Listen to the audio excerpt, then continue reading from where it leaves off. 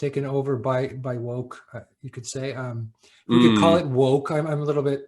I don't like using these terms so much, but it seems like around 5 years ago, maybe there's been this really powerful force of extreme conformity with millennials coming in somehow, and group think and cancel culture and all this. And so he didn't like the ideology that was going on at the CBC, which is public broadcasting. It's sort of like NPR in the United States.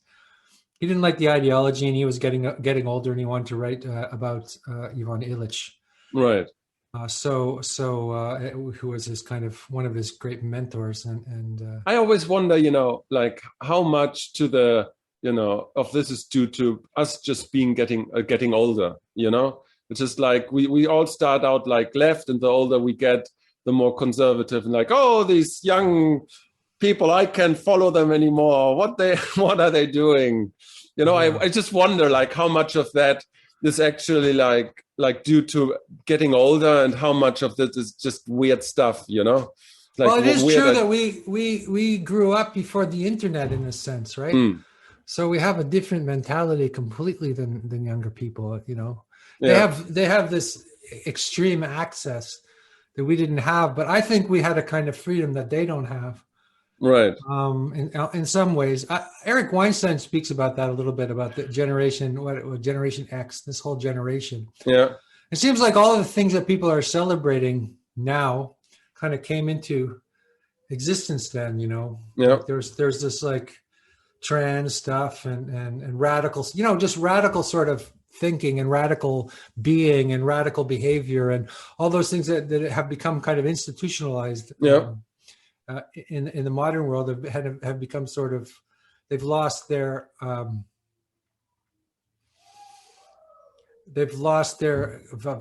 creative vitality or interest, because they become ideological. Right. Yeah, but I'm still wondering. It's like because I have this interview with Get Set coming up, and so he has like this idea of idea pathogens, and so it's like that's one of the things I want to talk to him about. It's like how, do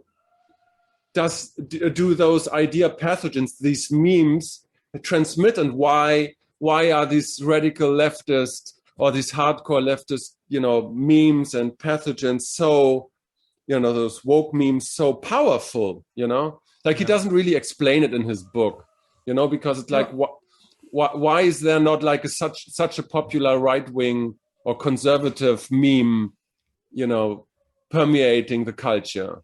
You know what I'm saying? Yeah. Well, I think, again, because I think it's soft totalitarianism, and soft totalitarianism is in the guise of care. Right. So we care about you, and that's why we're, doing this. And that's always, and you can't criticize us, otherwise you're racist, sexist. You're right. You're it's this sort of I think it's a soft totalitarianism, which is different than hard totalitarianism, which was the disease of or the malady of the 20th century, which was just pure violence, right? But it's not the kind of violence that you can criticize so easily, right? Without putting yourself in a kind of in the position of being seeming to be somebody who doesn't care. Right. So what I mean, we talked about this in terms of like the devouring mother, right? Yes, it's a castration culture, basically. It's a culture of castration. Right. That's how I see it. And if you read Eric Neumann's book, he talks about how there's always been these cults of castration all through history. Right. I think it's a Sibyllian cult where Sibyl she cuts off her lovers or sons, and they all follow. All these eunuchs kind of follow her. And Alexander was talking about this. We're in the Sibyllian culture where it's like so. And if you stick out, if you have a kind of forceful opinion, if you go against the common view, you're a radical outsider, weird, right? But that's still, if you have like this informing archetype, right?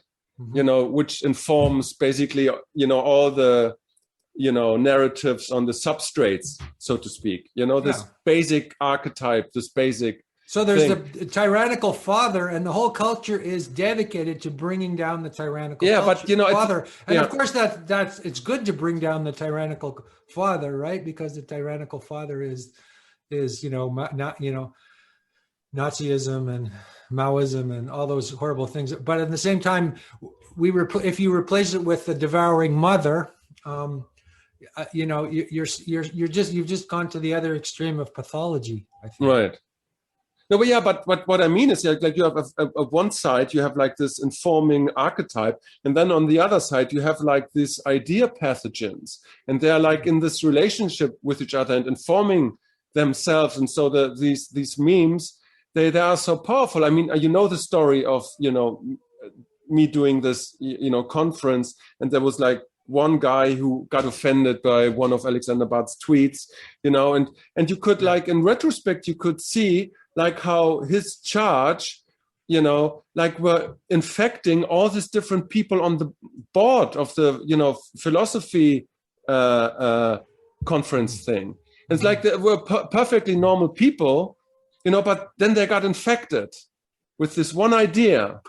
And that it was an interesting sociological, phenomenon, how that happened. How it spreads. Yeah, exactly. How it spreads, how how it, like, this is Girardian again. There's this mimetic quality, Right. right? People imitate each other and want to be like each other because there's such a strong. We're so powerfully. I mean, what is the fallback position? And that's where most people are at, right? Right. Good opinion. And they had if we're outside of good opinion, yeah, then we're somewhat in danger. right. Right. So somebody says something, this might be outside of good opinion. Right. And then everybody panics because they're afraid they're afraid that maybe they are this deplorable person and maybe and they'll do anything not to be considered racist or whatever, right? Right. Because what could be worse than being a racist? I mean, right.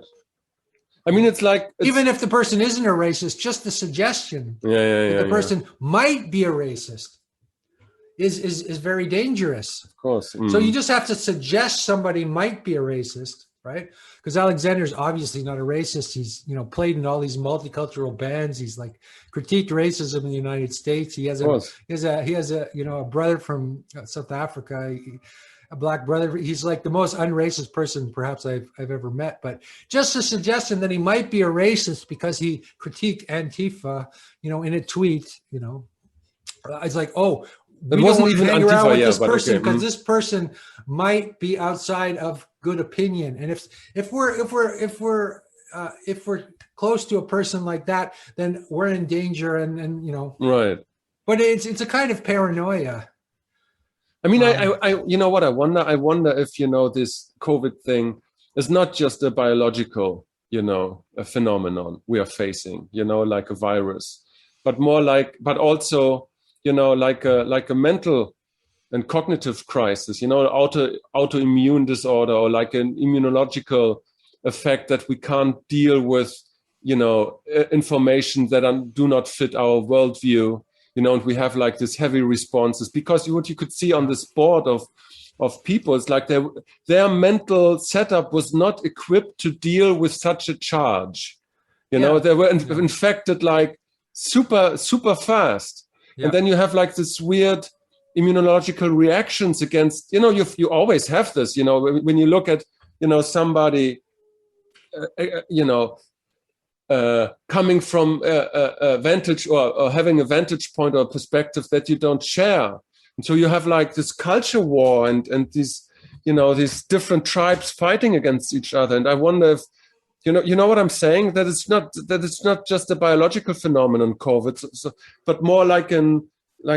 Well, I think it's happening. It's simultaneous, right? Yeah, It's a biological phenomenon which creates mirrors itself in the social phenomenon. Yeah, like a fractal or something. Yeah, and in all phenomena in a sense. Mm. And what's interesting is, I think, is it puts everything into question.